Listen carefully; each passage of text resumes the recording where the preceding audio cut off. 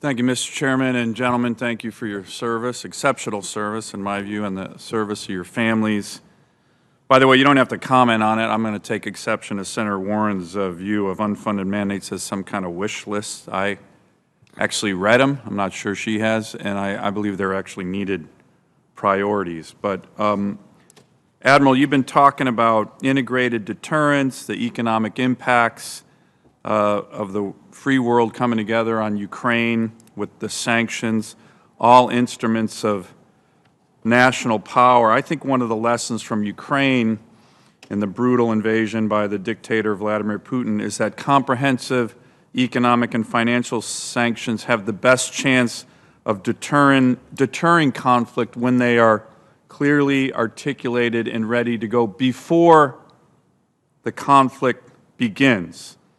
And I recently introduced legislation, Congressman Gallagher in the House introduced companion legislation that would mandate comprehensive and devastating economic and financial sanctions against the Chinese Communist Party, key sectors of China's economy, and leaders of the CCP in the event it initiates a military invasion of the island democracy of Taiwan. I was in Europe recently discussing this with many of our allies and encouraging them to consider similar actions.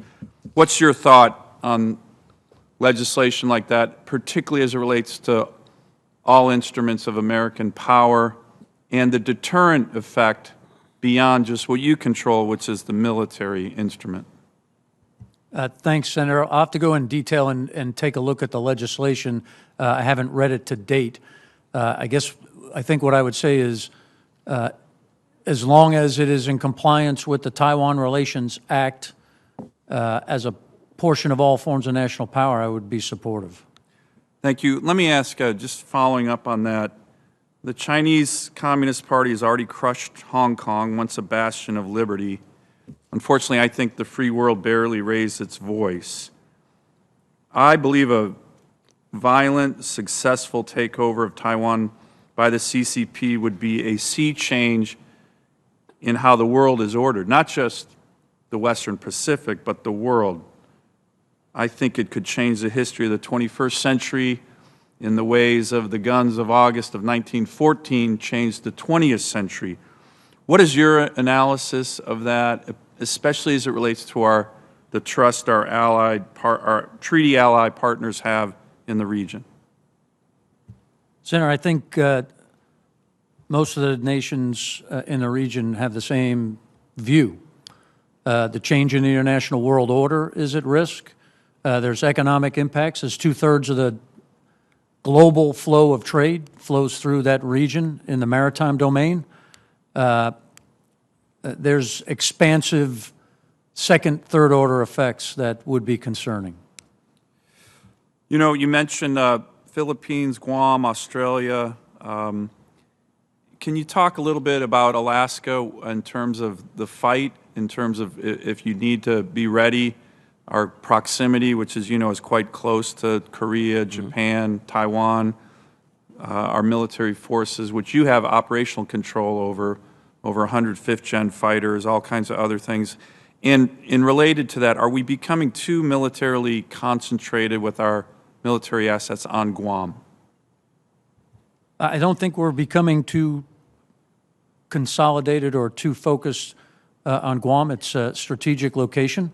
Certainly, as Alaska is a strategic location, and Senator, all of those forces that are positioned there would certainly be needed and expected to join any response options. Let me ask my final question for both the General and Admiral. I believe the Ukrainian invasion has made it clear that we're in a new era of authoritarian aggression led by two dictators, Putin and Xi Jinping. They're driven by historical grievances. They're often increasingly isolated, which makes them dangerous. They're very paranoid about their democratic neighbors because they can't bring democracy and freedom to their own people. And as you both know, the CCP often looks at, as a matter of fact, both of them look at historical grievances as a way to justify current and future claims of aggression. That's happening in Ukraine right now. But as you've already mentioned, the 9-dash line, South China Sea, Taiwan. In the 13th century, the Yuan dynasty of China invaded and occupied Korea for several decades. To both gentlemen, has the CCP ever mentioned this as a possible pretext for aggressive or future actions against the Korean Peninsula? They seem to do it a lot in other areas of Asia, and this is one area that they have previously occupied. General, why don't we start with you? Thanks, Senator. Again, I think history is instructive, not a blueprint, but I think the answer really lies in the head of Xi Jinping. But have you ever heard that? I mean, they seem to, the 9-dash line in my view is ridiculous, but they still, trot that out as a map and say, here, this is history, now we're going to make sure everybody abides by it. They did occupy and invade Korea. Have you ever heard that from them? I have not.